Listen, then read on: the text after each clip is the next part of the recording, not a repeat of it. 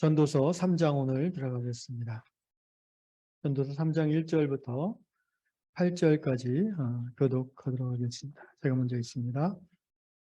범사에 기한이 있고 천하 만사가 다 때가 있나니 날 때가 있고 죽을 때가 있으며 심을 때가 있고 심은 것을 뽑을 때가 있으며 죽일 때가 있고 치료할 때가 있으며 헐 때가 있고 세울 때가 있으며 울 때가 있고 웃을 때가 있으며 슬퍼할 때가 있고 춤출 때가 있으며 돌을 던져버릴 때가 있고 돌을 거둘 때가 있으며 안을 때가 있고 안는 일을 멀리할 때가 있으며 찾을 때가 있고 잃을 때가 있으며 지킬 때가 있고 버릴 때가 있으며 찢을 때가 있고 꿰맬 때가 있으며 잠잠할 때가 있고 말할 때가 있으며 사랑할 때가 있고 미워할 때가 있으며 전쟁할 때가 있고 평화할 때가 있느니라. 아멘. 아멘.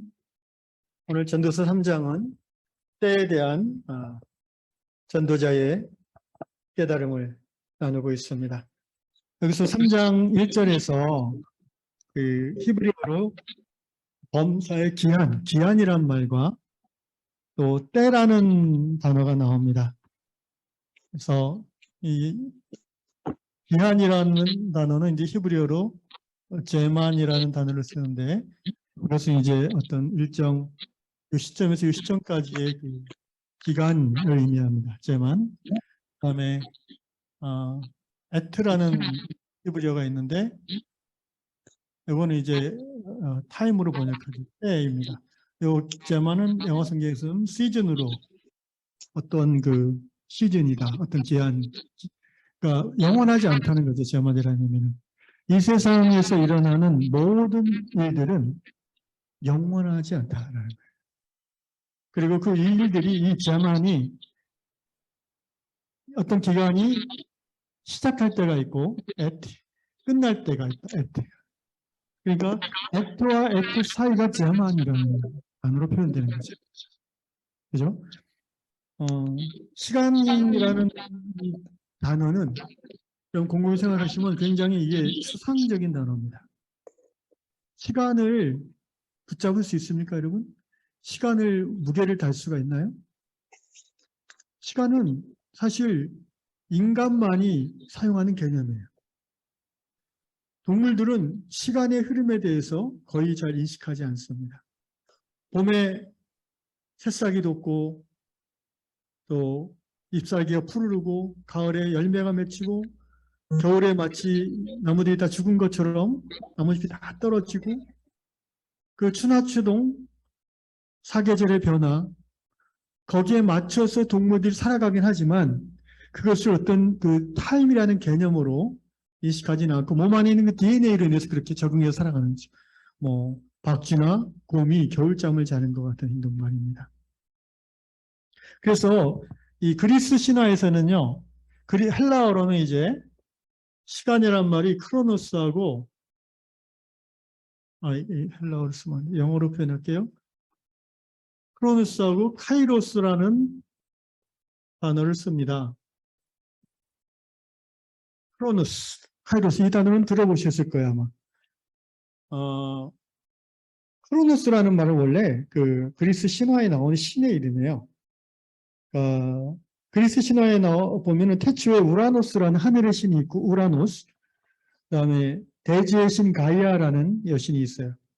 둘이 결혼해가지고 아들을 낳는데 그 여러 아들 중에 크로노스라는 신이 이제 왕이 됐어요. 경쟁자를 다 물리치고 왕이 됐죠. 그런데 크로노스라는 신이 자기 노이인 이제 레아라는 여신과 결혼해서 아이들을 많이 낳았는데, 이 크로노스라는 신 자체가 자기가 이제 경쟁자를 물리치고 왕이 됐잖아요.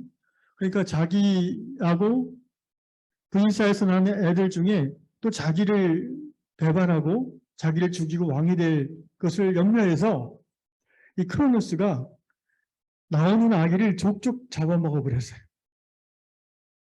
잘 들어보십시오. 크로노스, 시간이 아이를 낳는 대로 족족 잡아먹었어요. 시간이 인생을 잡아먹었어요. 어떤 의미로 다가오십니까? 이 크로노스의 시간은 그래서 흔히 말하는 이제 객관적인 시간이고 흘러가는 시간이고 사람이 어떻게 할 수 없는 시간이고 어머니 뱃속에 지어지면서부터 이 크로노스의 지배를 받는 결국은 언젠가는 크로노스에게 먹히는 그게 이제 인생이라는 거죠. 굉장히 어떻게 보면 이제 그래서 많은 사람들은 인류의 과학 문명이 발달해서 이 크로노스를 어떻게든 거슬려 보려고 어떻게든 크로노스에게 안 잡혀 먹으려고 이제 불로초라든가 뭐 그런 것들을 찾는 거죠. 다만 목숨만 길어지는 것을 찾는 게 아니라 이 크로노스, 이 시간이 지나면서 어떻게 해요? 예쁜 피부가 푸석푸석해지고 눈가에 주름이 내려오고 뭐 입이 처지고 하니까 어떻게 해요? 온갖 뭐 보톡스라든가 성형 같은 걸 동원해서 어떻게든 크로노스에게 안 잡히려고 어떻게든 도망가 보려고 하지만 결국은 크로노스에게 먹혀버리는 인생이다. 이 크로노스라는 그 그리스 신화에 나오는 그 교훈입니다. 그러니까 이 크로노스는 지금 우리가 예배 시간 8시부터 이제 9시까지 하는 이 시간, 이게 크로노스예요. 예. 그러면 카이로스라는 것도 시간으로 번역하는데 이건 어떤 시간이야? 이거는 주관적 시간이라고 볼 수가 있어요. 그러니까 크로노스라는 게 이렇게 수평으로 직진하는 시간이라면 카이로스는 어떻게 보면 이 수평을 수직으로 관통하는 시간이에요. 무슨 말입니까? 이런 거죠. 다른 말로 깨달음의 시간이라고도 하고 카이로스는 우리 기독교적인 용어로 하면은 은혜의 시간이라고 해요. 자, 여러분 주일 예배 우리가 1시간 11시부터 12시 15분까지 드리잖아요. 근데 이제 말씀이 찬양이 아주 은혜로우면 그 시간이 길게 느껴질까 짧게 느껴질까? 대답하세요. 괜찮아요? 박명 기사님 어때요? 짧게 느껴지죠. 예. 그런데 예배 시간을 한 40분만 한다고 쳐도 설교가 막 너무 지루하고 그러면은 어떻게 느껴져요? 40분이 4시간처럼 느껴져요. 이 강의나 설교가 너무 은혜롭고 막 감동이 되면은 그 집중하다 보면 벌써 끝나버려요. 한 10분 지난 것 같은데 1시간이 지났어. 할렐루야. 이게 주관적 시간이라는 거예요. 근데 이거는 또 주관적이기 때문에 사람마다 달라요. 어떤 사람은 주일 예배 시간에 막 벌써 다 끝났네? 이런 사람이 있는 반면에 어떤 사람은 앉은 지 5분도 안 돼가지고 졸려 지루해 막 이러면서 그런 사람도 있고 어떤 사람에게는 이 카이로스 크로노스가 굉장히 짧은 카이로스로 느껴지고 어떤 사람한테는 이 크로노스가 똑같은 1시간이지만 굉장히 긴 이 카이로스로 다가오게 된다는 거죠. 그런 의미에서 카이로스는 주관적 시간이고 그러니까 이게 사람에게는 특별히 그리스도 안에 거하는 우리들에게는 이 카이로스란 게 긍정적인 의미에서 은혜의 시간으로 작용하는 거예요. 그래서 다른 말로 이걸 깨달음의 시간이라고도 합니다. 사실 우리는 예수 안에서 이 카이로스의 때를 많이 누려야 돼요. 그래야 우리의 믿음이 자라고 성장할 수 있습니다. 저는 우리 유형에 속한 모든 분들이 크로노스의 시간도 소중히 여겨야 되겠지만 그 속에서 카이로스를 경험하는 복된 성도들 되시기를 예수의 이름으로 축원합니다. 3장 2절로 들어갑시다. 1절에 범사의 기한이 있고 선한 만사가 다 때가 있다 말씀드렸고 자 2절부터 이제 시작해서 8절까지 때라는 아까 말한 이 F라는 단어가 2절부터 8절까지 7절에 각 절마다 이 F라는 단어가 4번 나와요. 4번. 자 2절 보면 날 때가 있고 저게 F죠. 죽을 때가 있으며 심을 때가 있고 또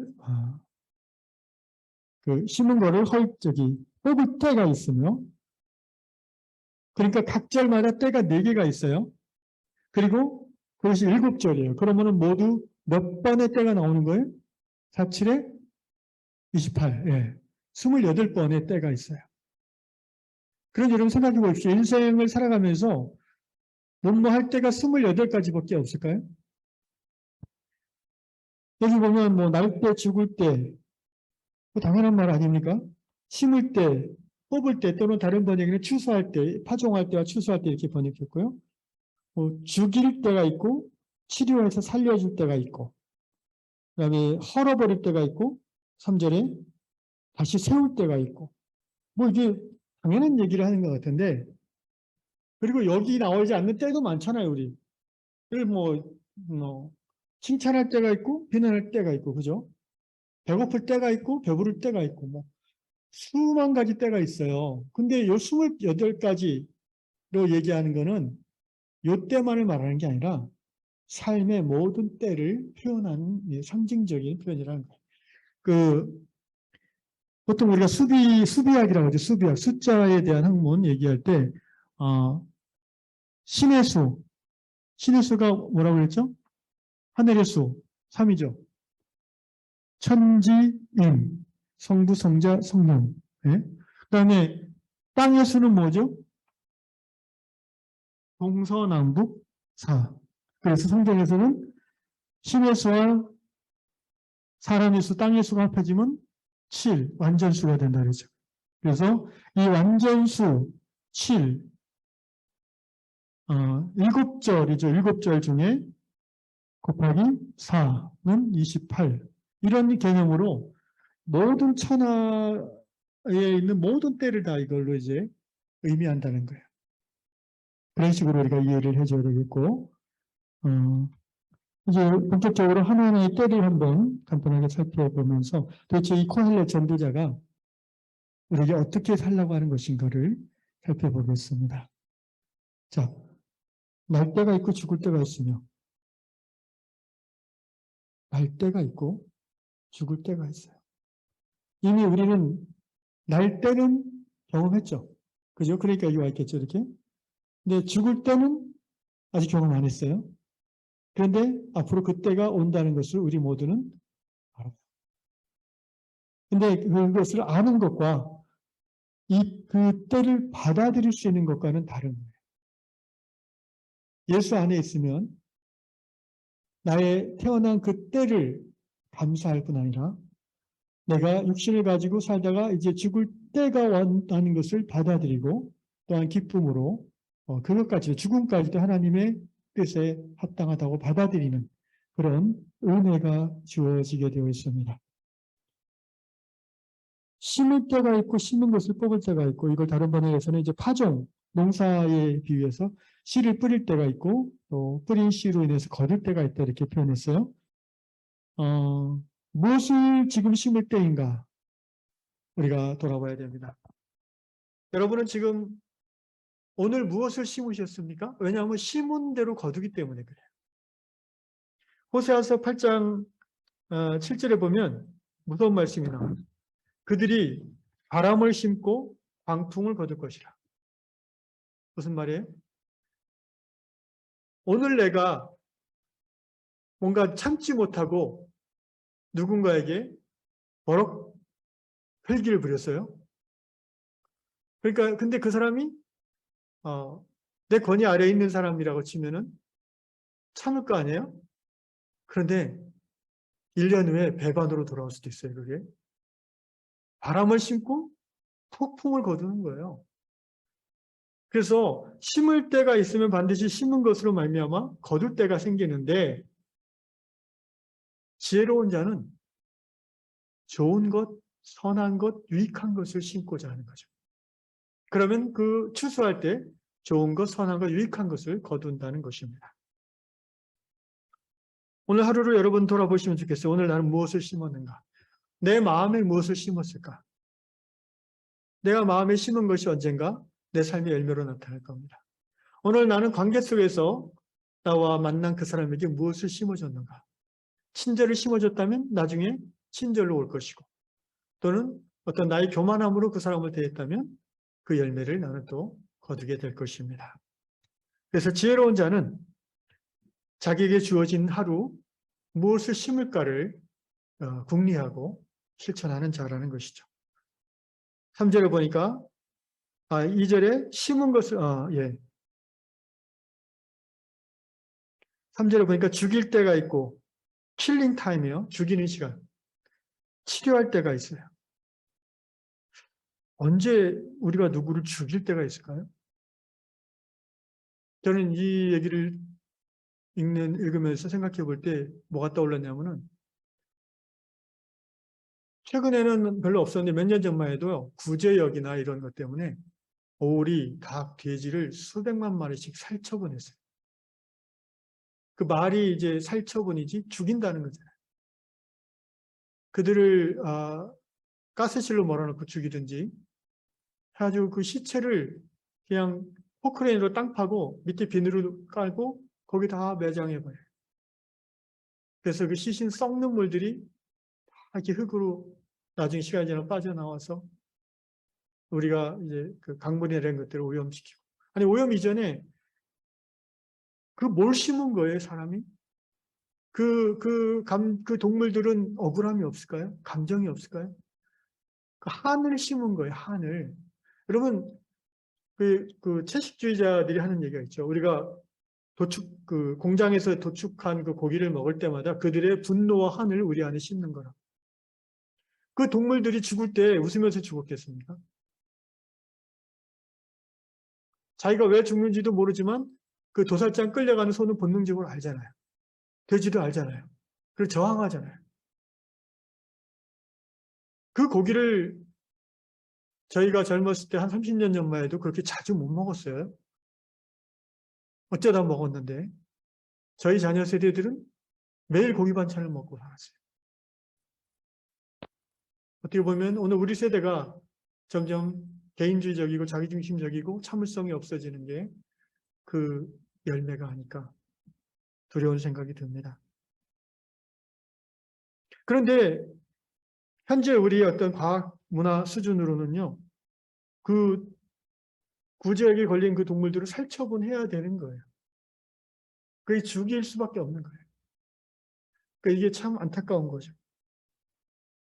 그러나 동물이 병에 걸렸을 때 그것이 전염병이 아닐 때는 또 치료가 가능한 전염병일 때는 치료해서 살리는 거죠.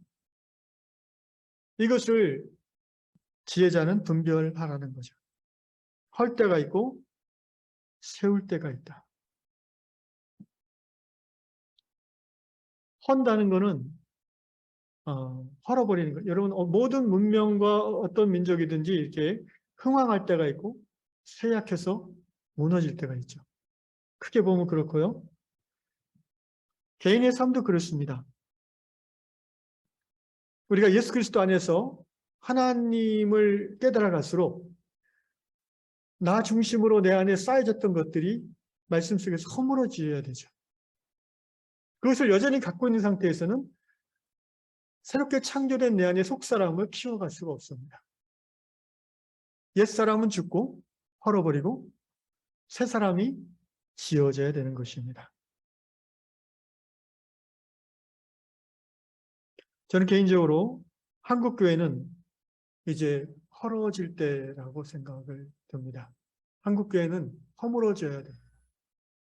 지금까지 우리가 은혜 받았고 또 우리의 신앙이 토대가 되었던 그 한국 교회의 모습은 이제는 조금씩 허물어져야 되고요.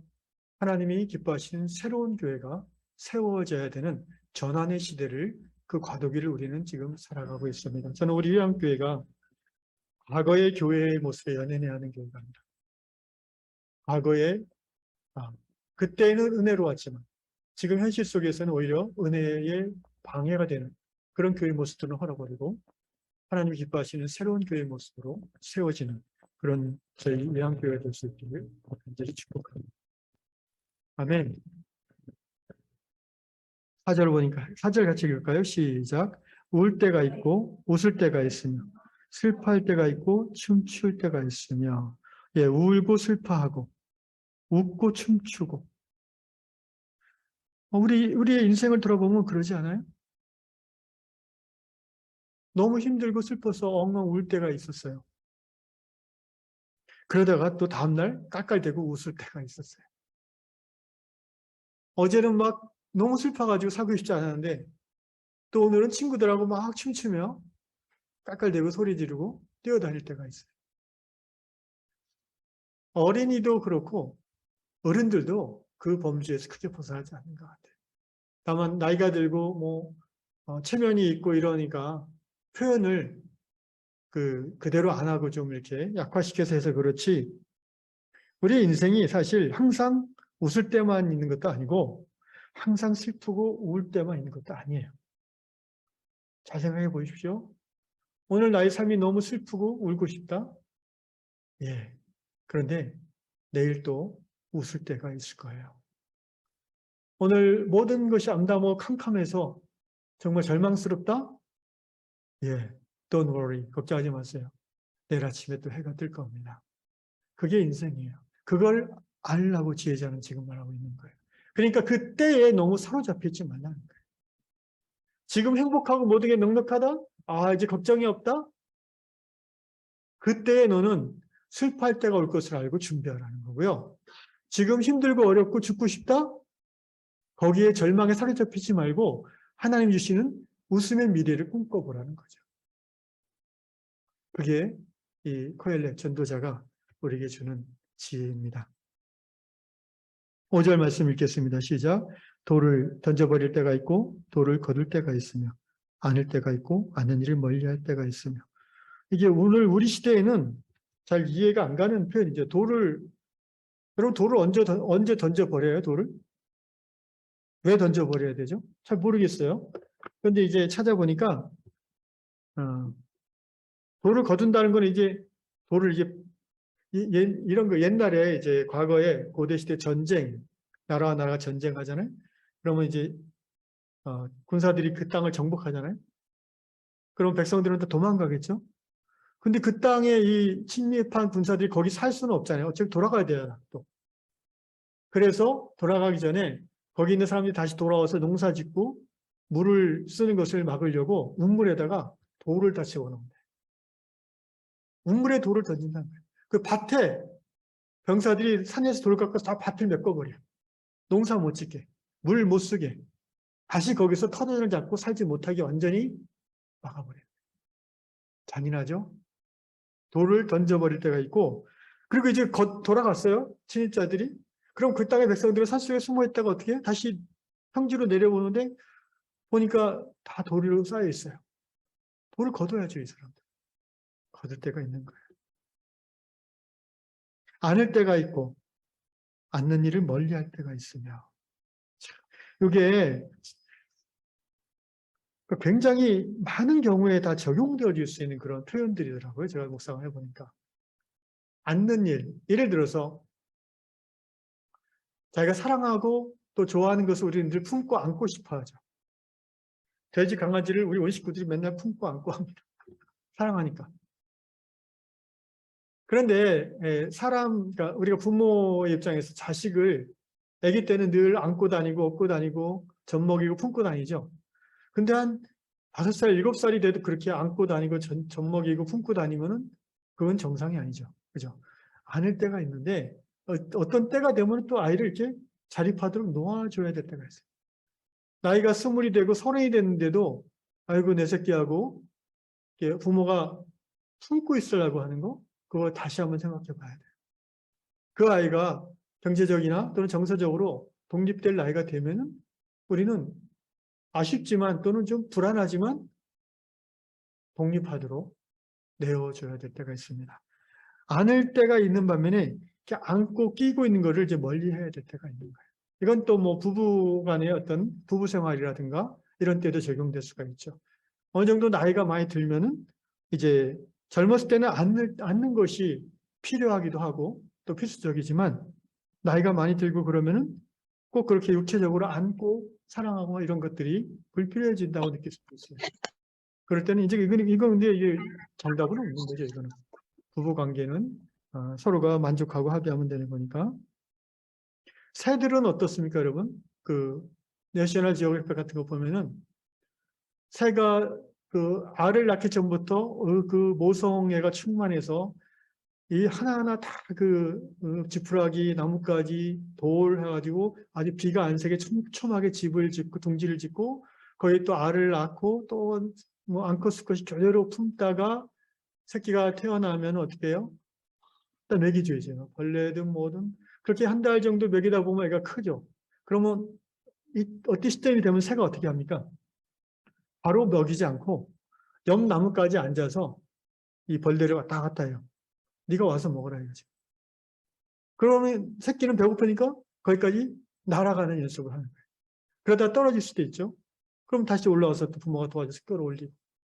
그렇게 해서 점점 거리를 넓혀가면서 일정 시점이 되면은 부모가 새끼 새를 발로 뻥 차서 쫓아내요.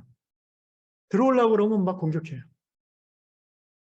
너는 이제 내 품에 있을 때가 아니라 너의 인생을 살아라. 꼭 끼고 안고 있는 것만이 사랑이 아니에요. 정말 깊은 넓은 사랑은 그 아이의 인생을 존중하고 그 아이가 스스로 살아갈 수 있도록 도와주는 거예요.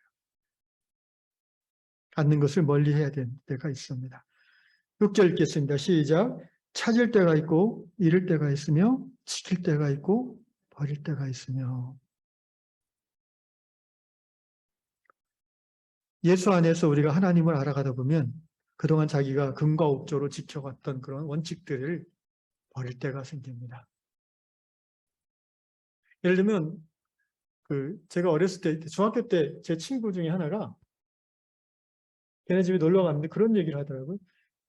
남자는 뭐 3가지가 중요해. 그래서 뭔데 그랬더니 혁대가 중요하대. 혁대가 중요하고 구두가 바짝바짝 광이 나야 되고 뭐 이게 와이셔츠 그때 교복 입었는데 깃이 딱 세워지. 누가 그래? 그래 우리 아버지가. 뭐 저는 글쎄 그런가? 그랬는데 그런 어떤 사소한 그런 의상에 대한 중요 기준들 있잖아요. 근데 이제 또 어느 때가 되면 그걸 그냥 버릴 때가 있어요. 그죠? 뭐 굳이 그렇게까지 뭐. 그리고 또 패션이나 유행에 따라서 요새는 또 바지들이 혁기를 안 하잖아요. 남자 바지들 많이. 그러니까 노인일수록 어떻게 해요? 과거에 집착하죠. 이래야 돼 라는 게 강하죠. 지혜자는 그렇지 않습니다. 나이가 먹어도 지혜로운 자는 지켜야 될 때가 있고 버릴 때가 있는 것을 알아요. 7절 읽겠습니다. 시작. 찢을 때가 있고 꿰맬 때가 있으며 잠잠할 때가 있고 말할 때가 있으며. 보통 구약성경에서 찢는다라는 표현은 언제 나오냐면은 회개할 때 옷을 찢는다 이렇게 표현이 많이 합니다. 옷을 찢을 뿐 아니라 마음을 찢어서 하나님 앞에 나아갈 때가 있는데 그 회개의 때를 어영부영 놓쳐버리면 하나님 앞에서 삶이 전환이 되지 않아요. 그 회개의 때가 옷을 찢는 그 때를 제대로 잘 지나야 그 마음의 상처, 아픔을 하나님이 또 꼬매어 주시는 은혜의 때를 경험하는 거예요.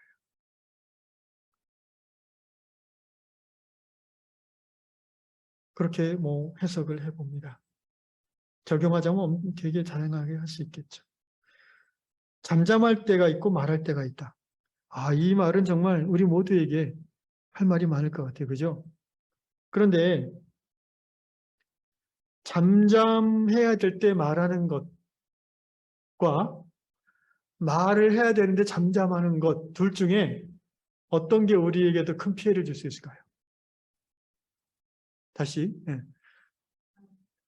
그렇지. 입을 다물고 있어야 되는데 쓸데없는 말을 해가지고 평지풍파를 일으키고 관계가 깨지고 마음을 상하게 하고 다른 사람이 그럴 때가 훨씬 많아요. 그래서 침묵은 뭐라고 그랬어요? 우리말 쓰다면 금이다. 그래서 말 안 하고 가만히 있으면 첫째는 아니더라도 꼴찌는 아니고 뭐예요? 중간은 간다 그러잖아요. 그런데 많은 사람들이 이 침묵할 때 말함으로 일을 그르칠 때가 많아요.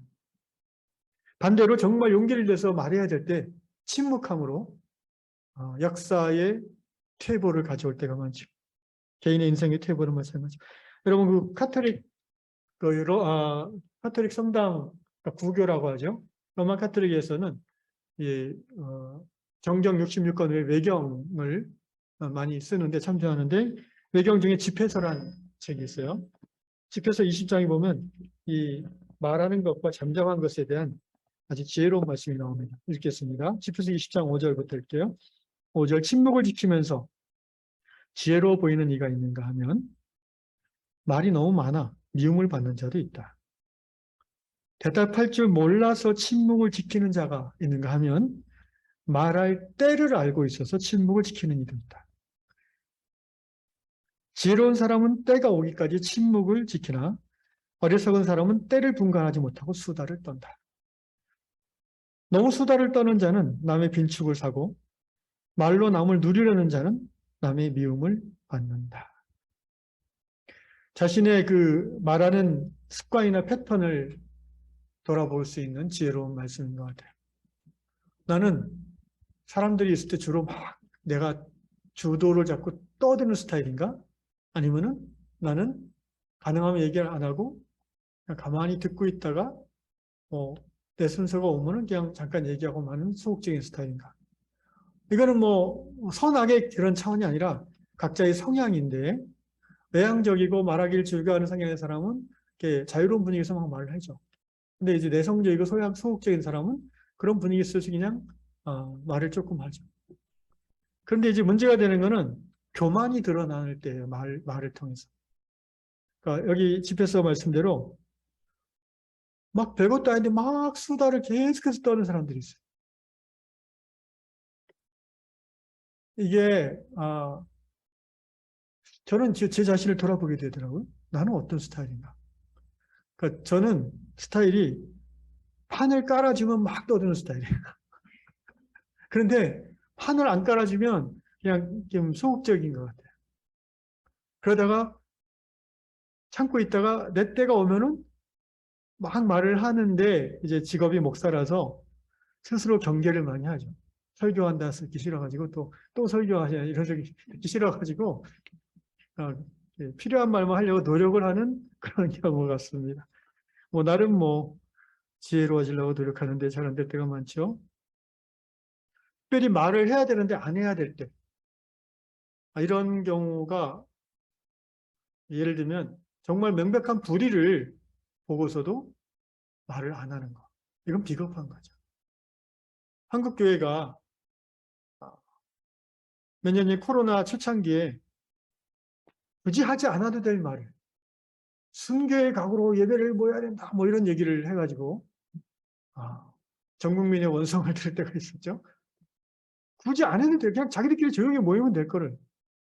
뭐 하나님의 종은 코로나 안 걸린다 뭐 이따 이상한 얘기를 해가지고 며칠에 또 걸리고 얼마나 그 웃음을 당했어요. 사회적으로 비웃음을 당했어요. 그런데 정작 우리 사회에서 자양되어지는 어떤 하나님의 공평과 정의를 훼손하는 어떤 가난한 사람이 더 힘들어지고 부유한 자들은 더 혜택을 받는 뭐 이런 법률이 만들어지거나 이런 행태가 일어날 때 교회는 가만히 있는 거예요. 아무 얘기 안 해요. 그러니까 또 세상의 어떤 시민사회나 이런 NGO들에게 비판을 받고 90년대 제가 학생 때 젊었을 때 우리나라 민주주의 운동함에 있어서 많은 교회들이 큰 역할을 감당했어요. 저랑 아주 친한 어떤 분만 해도 자매님만 해도 대학교 때 노동 정의를 이루고자 그런 방학 때 활동도 한 분들도 있고 보니까 하여튼 오늘날 20세기 말에 대한민국의 그 부유함이라는 것은 사실은 많은 그 공장 노동자들 저임금에 그리고 농촌 그런 그 희생을 토대로 쌓아진 수출로 인해서 세워진 부유함이잖아요. 근데 그런 구조적인 악이라고 할 수 있는 것들이 시간이 지나면서도 저절로 놔두면 시장에 놔두면 개선이 안 돼. 왜냐하면 사업가들, 기업가들은 어떻게든 이윤을 많이 남기고자 하는 게 목적이기 때문에 굳이 정부가 개입 안 하는데 임금을 올려주고 노동 조건을 완화시켜주지 않으려고 한다. 그래서 이제 정부가 개입해야 되는 그런 필요가 있고 하여튼 교회가 그 일에 90년대 굉장히 앞장섰던 자랑스러운 모습이 있었는데 21세기 들어서 별로 그런 모습이 없어진 것이 안타깝습니다. 자, 3장 8절 읽고 마무리할게요. 시작. 사랑할 때가 있고 미워할 때가 있으며 전쟁할 때가 있고 평화할 때가 있다. 결국 전도자가 오늘 우리에게 주는 결론은 뭐냐면은 전도서 앞부분 지난주에 사람이 먹고 마시며 수고하는 것보다 그의 마음을 기쁘게 하는 것은 없나니 이것도 본즉 하나님의 손에서 나오는 것이로다 그랬거든요. 그러니까 1장, 2장 끝까지 다 헛되다, 바람을 잡는 것과 같다, 쓸데없다라고 하다가 최초로 이제 전도자가 괜찮은 거 하나 있어라고 얘기한 게 뭐냐면은 먹고 마시며 노동하는 거. 이게 하나님의 손에서 우리에게 주시는 복이야. 그러니까 오늘 3장에서 전도자가 얘기하는 건 뭐예요? 지금 네가 일할 때 그러면은 열심히 일하고 또 그 일의 열매로서 먹고 마실 때 기쁘게 먹고 마시고 지금 네가 사람들하고 웃고 떠들고 놀 때 그 시간을 소중히 여겨. 내일 또 회사 가야 되나 막 고민할 필요 없고 오늘 내게 주어진 지난주 여러분 기억하십니까? 그 까르페 디엠 그 말 기억나세요? 라틴어로 데드 폴 소사이어티 죽은 신의 사회라는 영화에서 그 키팅 선생님이 한 말, 제가 얘기 안 했나 이 얘기는? 키팅 선생님이 학생들에게 한 말이 그거죠. 까르페 디엠 라틴어인데 영어로 하면 seize the day 오늘을 잡으라는 거 오늘 그 말이 현재를 붙잡고 즐거워하라는 거예요. 우리가 사는 이 인생은요 슬퍼할 때가 있으면 기뻐할 때가 있고 사랑할 때가 있으면 미워할 때가 있고 시작할 때가 있으면 끝날 때가 있는 거죠. 그때 그날 그 시간 하나님께서 내게 허락하신 그 때가 어떤 때인지를 분별하고 그 때를 충실하게 살면 그게 행복한 인생이다라고 얘기합니다. 여러분 돌아봅시다. 나는 지금 심을 때입니까? 그럼 무엇을 심어야 되겠습니까? 나는 지금 거둘 때입니까? 무엇을 거둡니까? 나는 지금 헐 때입니까? 세울 때입니까? 무엇을 헐고 무엇을 세울 것인지. 나는 울 때인가? 웃을 때인가? 아이를 품고 있을 때인가? 아니면 조금 불안해도 내보낼 때인가? 나는 지금이 찾을 때인가? 잃을 때인가? 희생을 각오하고서라도 지켜야 될 때인가? 아니면 미련 없이 버릴 때인가? 지금 내가 말할 때인가? 아니면 침묵할 때인가? 나는 지금 기도할 때인가? 아니면은 기도하지 않고 놀고 마실 때인가? 이 때를 잘 분별함으로 하나님 주신 인생을 복되게 살아가시는 저 여러분 되시기를 축복합니다.